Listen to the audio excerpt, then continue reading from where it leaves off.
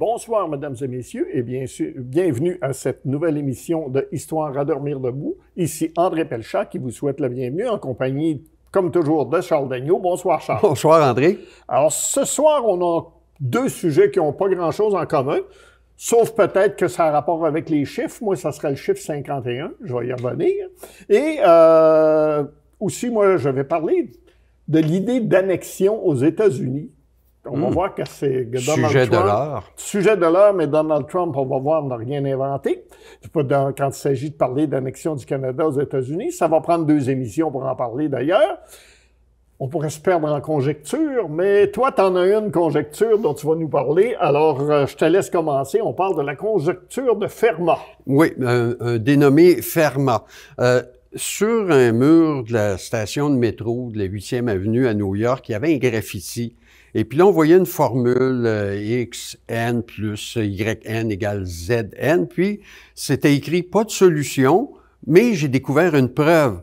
Mais je peux pas l'écrire parce que mon train arrive. C'est essentiellement l'histoire de la conjecture de Fermat. Alors, on va se placer là au 17e siècle. Pierre de Fermat, c'est un magistrat, c'est une personne quand même importante, mais c'est surtout un grand passionné de mathématiques. Il dévore tout ce qu'il est capable de trouver au niveau des volumes dans son temps libre, tellement son livre de chevet, c'est le Arithmetica de Diophante, puis là, il va s'émerveiller devant les possibilités des mathématiques. Et puis, il va surtout s'intéresser à ce qu'on appelle le triplé pythagoricien, mais nous autres, on connaît ça comme le théorème de Pythagore. Le théorème de C'est Pythagore. la base à peu près là, des mathématiques 101. Je pense que tout le monde connaît ça. Là, surtout, je m'excuse auprès des professeurs de mathématiques, s'il y en a qui écoutent ça aujourd'hui. J'ai pas la prétention de connaître les mathématiques le moins du monde, mais c'est surtout l'histoire. Après un petit détour au niveau des mathématiques, j'ai décidé d'en parler, puis la conjecture de Fermat me semblait une histoire assez intéressante pour qu'elle trouve sa place ici. Alors, on revient à notre triplé. On va appeler ça le triplé. Lui, il est fasciné par ça, puis ça fonctionne au carré. Au carré, ça veut dire tout simplement de multiplier 2 fois. Voilà. Alors, est-ce que ça va fonctionner au cube? Est-ce que ça va fonctionner à la puissance 4, c'est-à-dire le nombre multiplié 4 fois, entre autres? Est-ce que finalement ça fonctionne avec tous les nombres? Est-ce que ça fonctionne avec l'infini? La question qui l'amène, ça va être, est-ce que n'importe quel nombre existant peut être triplé à n'importe quelle puissance? Autrement dit, là, on prend plus seulement le carré, le cube, on va se diriger vers des nombres qui commencent à être énormément vaste, appelons ça comme ça. Et puis ça débouche aussi sur d'autres conséquences de ça. Pierre Fermat, il en est certain à l'époque que il y a des nombres qui ne peuvent pas être triplés de cette façon-là, et il va s'adonner à cette recherche. Et puis, dans le fameux bouquin de son livre Arithmetica, il va écrire dans la marge j'ai une démonstration véritablement merveilleuse de cette proposition, mais cette marge est trop petite et je peux pas l'écrire ici.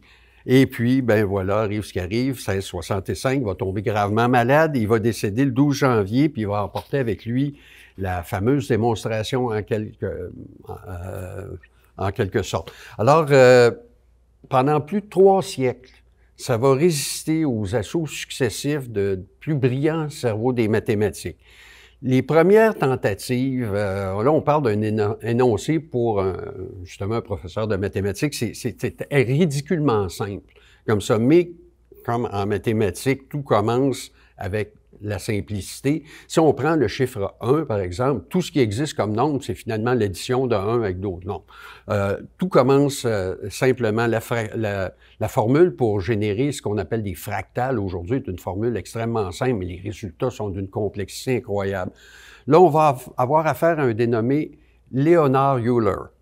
Lui, il va découvrir des notes de Fermat, entre autres, et puis il va découvrir qu'il avait quand même réussi à démontrer le cas de la puissance 4. mais c'est des cas spécifiques, c'est un par un. Alors, il a utilisé une méthode qui s'appelle la spirale infinie. Il y a quand même une poésie dans les noms de la science, là, ça, il faut pas se le cacher. À ce moment-là, ça va utiliser un nouveau bidule mathématique qui a bien la faveur, c'est un peu à la mode, ils appellent ça des nombres imaginaires. OK? Racine carrée de -1, des trucs qu'on peut pas nécessairement exprimer d'une façon arithmétique. Bon, là, on tombe avec des nombres qui vont servir de méthode de calcul. Excusez-moi les professeurs encore. Là, mais voilà. Alors, Léonard Euler, c'est probablement un de ceux qui ont le plus contribué à faire avancer les mathématiques dans l'histoire. Mais il va échouer à démontrer autre chose à propos de la conjecture de Fermat. 75 ans plus tard, là, il y en a d'autres aussi qui vont un peu comme le Sudoku suprême, disons, mais personne ne peut démontrer ou prouver ou ne pas prouver. On est vraiment là, pris dans le jello mathématique, ça avance pas. Ça fait 75 ans. Là, ce coup-là, c'est une femme, une dénommée Sophie Germain. Autodidacte. Elle va rester célèbre dans l'histoire des mathématiques et puis même, elle va découvrir une suite de nombres qui va porter son nom, qui s'appelle les nombres premiers de Germain. Et puis, elle va aussi être capable de démontrer que le fameux théorème, c'est pas un théorème encore, la conjecture, s'applique au nombre premier de Germain. Bon, c'est pas une démonstration complète encore, mais on a quand même avancé. Là, il va se passer encore quelques années, et puis un autre mathématicien connu, Carl Friedrich Gauss, va s'y essayer, mais il va perdre d'intérêt très rapidement aussi. Puis c'est finalement notre Sophie Germain là, qui va marquer à cette époque-là. À mesure que les décennies passent, le mystère de la conjecture va se renforcer peu à peu. Puis là, il y a des prix qui vont être proposés pour encourager les mathématiciens de tous les types à trouver une résolution de ça. L'Académie des sciences, entre autres, elle va créer un prix de valeur de 3000 francs. En 1847 se pointe Gabriel Lamé, mathématicien très reconnu à l'époque, et puis lui, il va être capable de démontrer la conjecture pour la valeur 7, mais il est bloqué là, puis en même temps arrive Louis Cauchy, lui aussi. OK, ces deux-là prétendent avoir découvert et démontré le fameux mystère mathématique. Alors, comme le veut la procédure dans ce genre de cas-là, on va faire des vérifications, des spéculations dans le monde très, très restreint des hautes mathématiques. Et puis là, il y a un autre mathématicien, Ernst Kummer, qui, lui, va démontrer que les deux démonstrations sont fausses. Pour la simple et bonne raison que nos amis Lamé et Cauchy se sont basés sur une propriété très fondamentale qui porte le nom de théorème fondamental de l'arithmétique. On ne doit pas bien être plus bas que ça. Mais ils ont aussi utilisé les mêmes nombres imaginaires, alors que la fameuse preuve qu'ils ont faite ne s'appliquerait uniquement qu'au nombre premier et non pas au nombre imaginaire. Donc, échec, il va falloir attendre 1908 pour que ce qu'on appelle dorénavant, c'est plus la conjecture de Fermat, mais c'est connu sous le nom de Joconde des mathématiques. Encore là, la poésie qui se rajoute. Il y a un prix encore plus grand qui est créé par un physicien allemand du nom de Warskel. Lui, il est obsédé par le problème, puis il va laisser une grande partie de sa fortune à la personne qui va résoudre la fameuse conjecture. Là, des mathématiciens avides, on a une frénésie qui s'installe. Entre 1908 et 1912, on va avoir plus de 1000 fausses preuves qui vont être soumises. Et, évidemment, c'est presque un nombre infini déjà. Déjà. Puis là, arrive un type dénommé Kurt Gödel. Lui, il va vraiment là, nuire à tout cet ensemble d'édifices mathématiques, appelons ça. C'est que il y a deux courants de pensée. Par exemple, un autre mathématicien du nom de David Hilbert, lui, est de l'avis que tout peut être résolu et calculé de façon mathématique. Alors que notre ami Gödel, lui, il a le théorème d'incomplétude. Ce que ça veut dire fondamentalement, c'est qu'il y a des énoncés qui ne peuvent pas être démontrés parce qu'ils sont juste pas démontrables par nature, donc on va démontrer qu'ils sont pas démontrables. Alors, mais ça, c'est un coup dur pour les conjectures du type de Fermat, parce que là, il y a la possibilité qu'elles soient carrément pas démontrables. Ce que ça va faire, c'est que là, il y a beaucoup de mathématiciens qui vont perdre l'intérêt. On va pas passer notre vie sur un résultat, on sait maintenant, qui est probablement pas prouvable et pas prouvé. Là, on arrive évidemment, on est au 20e siècle, on est en 1954, cette fois-là, c'est au Japon, Université de Tokyo. Là, on a des mathématiciens que je qualifierais de grandioses et obsessifs, dénommés Goro Shimura et Yukata Taniyama. Ils ne se connaissent pas à l'époque, mais il y en a un qui s'en va à la bibliothèque de l'Université de Tokyo pour trouver un exemplaire du 24e volume des mathématiques Annalen allemand, un obscur traité de mathématiques sans doute. Et puis là, il apprend que M. Taniyama a retiré le volume, il se contacte ces deux-là, puis découvre que, wow, finalement, on travaille exactement sur la même chose, on va mettre nos ressources en commun. Et puis eux autres travaillent sur quelque chose qui s'appelle des formes modulaires. Ça, c'est la mode, c'est récent. Et puis aussi sur ce qu'ils appellent des calculs elliptiques qui, eux autres, remontent à Pythagore et compagnie. C'est deux choses très éloignées dans le temps, mais qui vont se regrouper pour des doctorants très avancés, puis là, ils vont émettre une thèse, et puis cette thèse-là va faire une vingtaine de volumes. Ce n'est pas démontré, c'est toujours aussi une conjecture.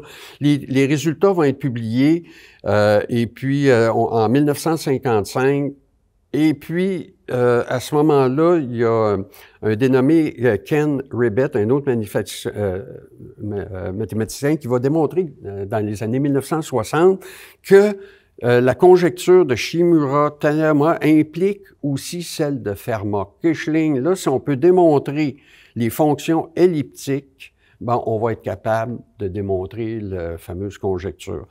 Arrive sur la scène à ce moment-là Andrew Wiles.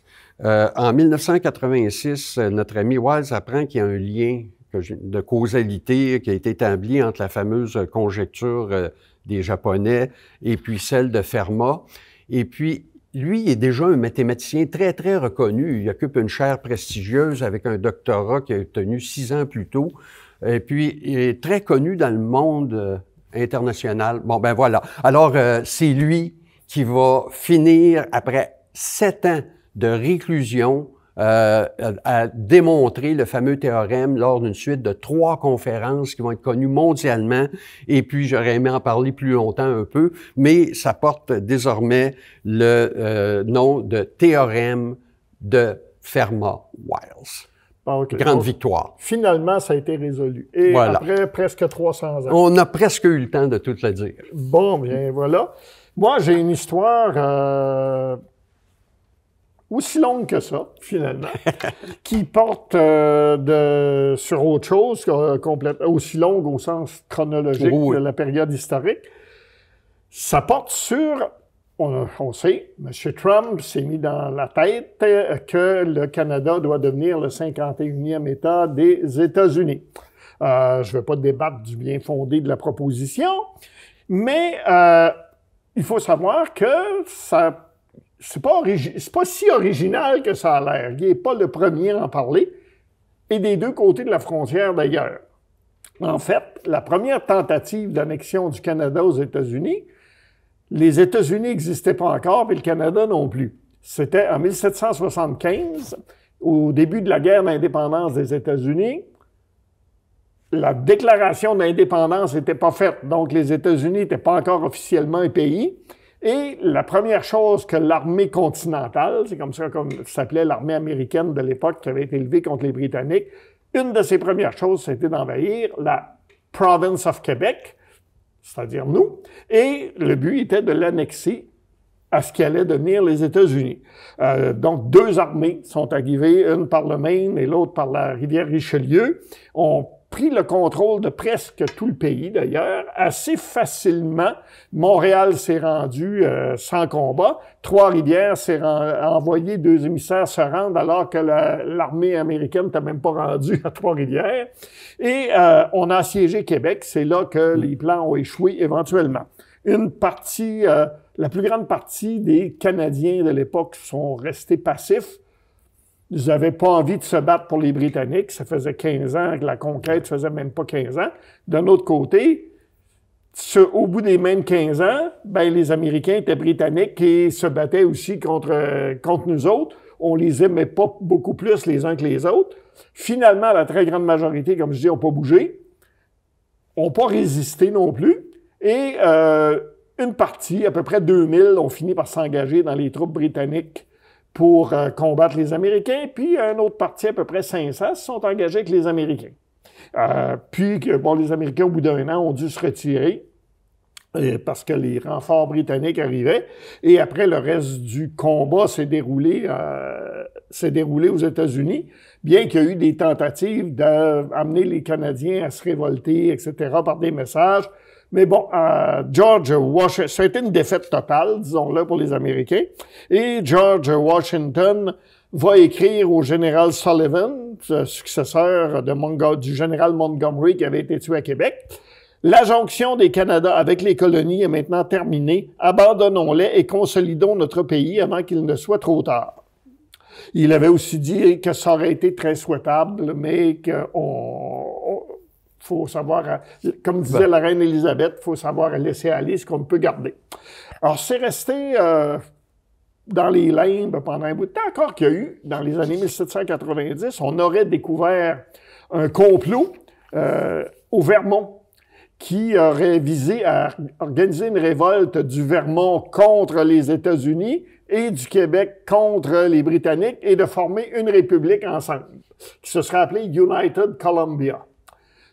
Ça n'a pas eu de lendemain. Le bateau qui transportait les armes a été saisi par les Britanniques. Ça s'appelait la branche d'Olivier, the Olive Branch. C'est un beau nom pour un bateau qui transporte des armes. Ouais. Ensuite, ça a été à la guerre de 1812.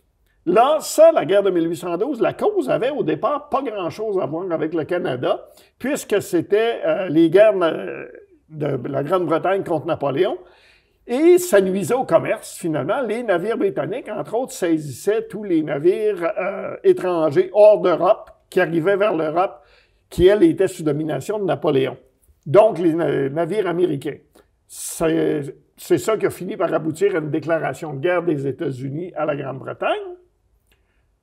Là, il y avait aussi des questions qu'on accusait les Britanniques de soutenir les Autochtones qui résistaient aux Américains dans l'Ouest. C'était pas complètement faux, c'était un peu exagéré, mais pas complètement faux. Toujours est-il que donc les Américains déclarent la guerre à la Grande-Bretagne et comme ils n'ont pas de marine pour aller attaquer la Grande-Bretagne, ben ils attaquent le Canada. Il y avait un de mes profs d'histoire à l'université avait dit qu'il y avait 2 plans possibles, un bon et un mauvais, et que les Américains avaient pris le mauvais, parce que le bon, ils n'auraient pas pu l'appliquer, ça aurait été de bloquer l'entrée du fleuve Saint-Laurent, mais ça aurait pris une marine capable de résister à la marine britannique. Alors, ils sont passés par Niagara et par le Richelieu, et très franchement, les Canadiens, avec les troupes britanniques qu'il y avait ici, on les a lavés. On les a battus à plate couture. C'est assez drôle qu'ils continuent à présenter ça dans leur histoire comme une victoire, parce que la réalité, c'est qu'on les a complètement, on les a chassés du pays. On a-tu mis le feu au Parlement aussi? On a mis feu à Washington. Ah, ça, les Britanniques ont mis le feu à Washington. Il y avait quand la guerre a fini, il y avait des troupes britanniques en Louisiane. On les a battus. Mais politiquement, ils ont obtenu ce qu'ils voulaient, c'est que le harcèlement britannique sur la mer arrête. Ce qui était facile, puisque la guerre contre Napoléon venait de finir. Donc, il n'y avait plus de raison de faire ça. Ça a retombé à ce moment-là. D'ailleurs, il y avait un enthousiasme mitigé pour cette guerre-là aux États-Unis. Même les États de la Nouvelle-Angleterre avaient menacé de faire sécession parce qu'ils ne voulaient pas entendre parler, eux autres, d'une guerre avec le Canada et surtout avec les provinces maritimes avec lesquelles ils avaient beaucoup de commerce. Donc, ça a retombé assez vite, cette affaire-là, après la guerre. Mais là, il y a eu des conséquences économiques et financières. Ça a coûté aux États-Unis environ 105 millions de dollars. Ça a augmenté leur dette nationale de 45 millions de dollars à 127 millions, qui étaient des gros chiffres à l'époque, là. Et donc, et comme j'ai dit, ça a failli créer la sécession aux États-Unis. L'origine de la guerre d'indépendance américaine, c'était des tarifs. Hein? Oui, des tarifs et des taxes. On voit la même chose de ce temps-là. Là. On se fait servir la même médecine par les États-Unis, par Trump, qui se sont fait servir par l'Angleterre. Alors là, quel visage à deux faces, hein, gang de faux cul. Excusez-moi, opinion. J'ai rien entendu. Donc, après ça, cependant, on pensait que ça aurait pu tomber, mais là apparaît un mouvement idéologique aux États-Unis au 19e siècle qu'on appelle la Manifest Destiny, la destinée manifeste. Évident. C'est un certain John O'Sullivan, rédacteur en chef d'un journal, qui aurait sorti ce mot-là en 1845. Certains historiens suggèrent que ça viendrait plus d'un certain Jane Casno, journaliste et partisan de l'annexion du Canada, qui avait rédigé ça dans un journal qui s'appelait Annexation, l'annexion donc. Ce que ça voulait dire, c'était la conviction que les colons américains étaient destinés à s'étendre vers l'ouest de l'Amérique du Nord, que c'était inévitable que la République américaine étende ses valeurs, et certains disaient jusqu'à l'Arctique, éventuellement. Donc, le Canada puis les territoires britanniques devaient disparaître. Il y avait 3 principes fondamentaux, selon l'historien William Earl Weeks: la vertu morale unique des États-Unis, la mission de diffuser le gouvernement républicain et l'American Way of Life, foi en la destinée divine des États-Unis pour réussir cette mission. Et aussi, influence raciale, la vertu morale, la race anglo-saxonne américaine est vue comme supérieure et destinée à apporter le bon gouvernement, la prospérité et le christianisme. Ça justifiait entre autres l'esclavage des Noirs et l'expulsion et l'extermination des Autochtones. Et ça justifiait l'annexion des territoires de l'Ouest et les guerres, notamment la guerre contre le Mexique. Parce qu'il ne faut pas oublier qu'en 1845, les États-Unis ont déclaré se sont retrouvés en guerre contre le Mexique et ont pris la moitié de son territoire. Ça a été même un sujet de campagne électorale pour le Parti démocrate à partir de 1844. C'est ça qui a mené à l'annexion du Texas, entre autres, et à négocier sous la menace le conflit de la frontière de l'Oregon et de la Colombie-Britannique. Également. On voulait le 44e parallèle 40 degrés. On disait 45-40 or fight. C'était... Et puis là, ben, au Canada, on commence à s'inquiéter un petit peu, puis ça va augmenter avec l'achat de l'Alaska par les États-Unis en 1867, parce que là, ils sont en plus non seulement au sud, mais au nord. Et là, il va y avoir la guerre civile, la guerre de sécession américaine. Une énorme armée américaine va être créée, qui n'existait pas avant. Et en plus, la Grande-Bretagne a joué un jeu un petit peu dangereux de soutenir le Sud, pas trop, mais un peu, et les Nordistes n'ont pas aimé. Alors, on a eu vraiment peur d'une invasion américaine à ce moment-là. C'est d'ailleurs une des raisons pourquoi on a fait la Confédération de 1867, des colonies britanniques. C'était comme pour mieux se défendre, sous John A. Macdonald. Et John A. Macdonald va inventer la politique nationale. C'est quoi? Des tarifs pour protéger les fabricants canadiens et en même temps aussi de favoriser l'expansion du Canada vers l'Ouest pour se rendre d'un océan à l'autre, comme le dit la devise. Ça, et on avait vraiment peur qu'entre autres, que les Américains s'emparent des prairies de l'Ouest, parce qu'on voyait ça dans les discours aux États-Unis sur le Manifeste Destiné. Mais il y a eu un mouvement en sens inverse aussi. C'est que les patriotes de 37-38, après leur défaite, et ils avaient eu déclaré l'indépendance du Bas-Canada en 1838, en sont venus à l'idée que la seule solution pour le Bas-Canada, c'était de se faire annexer aux États-Unis, de devenir un État américain. Et là, ça a été défendu par leurs successeurs, les Rouges, c'est-à-dire les libéraux les plus radicaux qui défendaient la laïcité, le suffrage universel, ces choses-là. Mais eux autres, ils avaient mis ça dans leur programme, l'annexion aux États-Unis. Jean-Baptiste Éric Dorion, entre autres, et Louis-Antoine Dessaulles. Louis-Antoine Dessaulles a dit que c'est une évidence que le Bas-Canada finirait par devenir un État américain. Le degré le plus aigu de la crise a été en 1849, quand la Grande-Bretagne a aboli ce qu'on appelait les Corn Laws, qui étaient des lois qui, en Grande-Bretagne, permettaient d'entrer les produits des colonies en Grande-Bretagne avec des tarifs préférentiels. Alors, dont le blé canadien, entre autres. Alors, ça a été aboli en 1849. La Grande-Bretagne devient libre-échangiste pour de bon. Et là, les marchands britanniques de Montréal sont enragés. C'est là qu'il va y avoir l'émeute où on va mettre le feu au Parlement, qui était situé à Montréal à l'époque.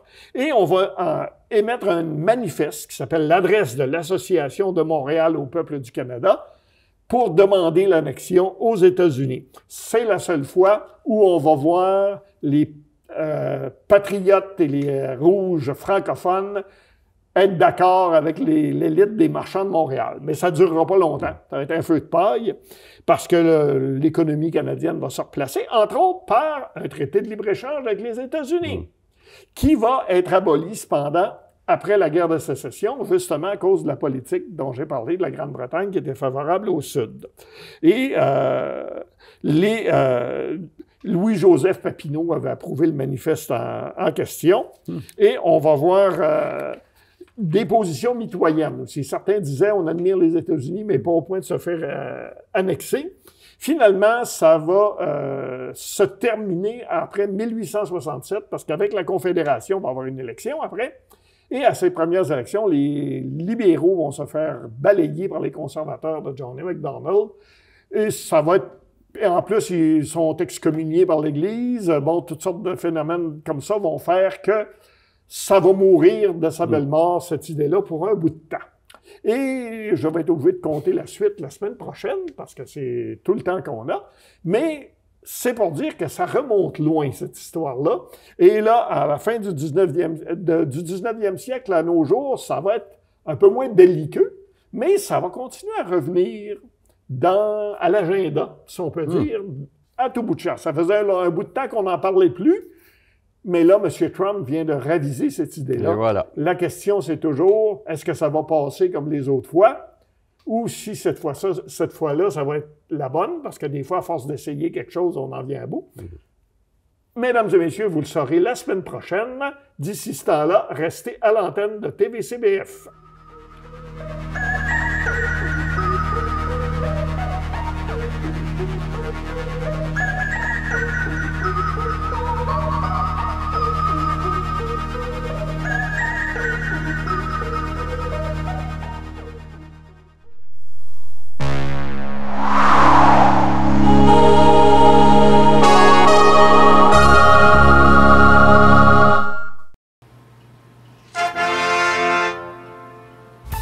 Mardi soir, 19h.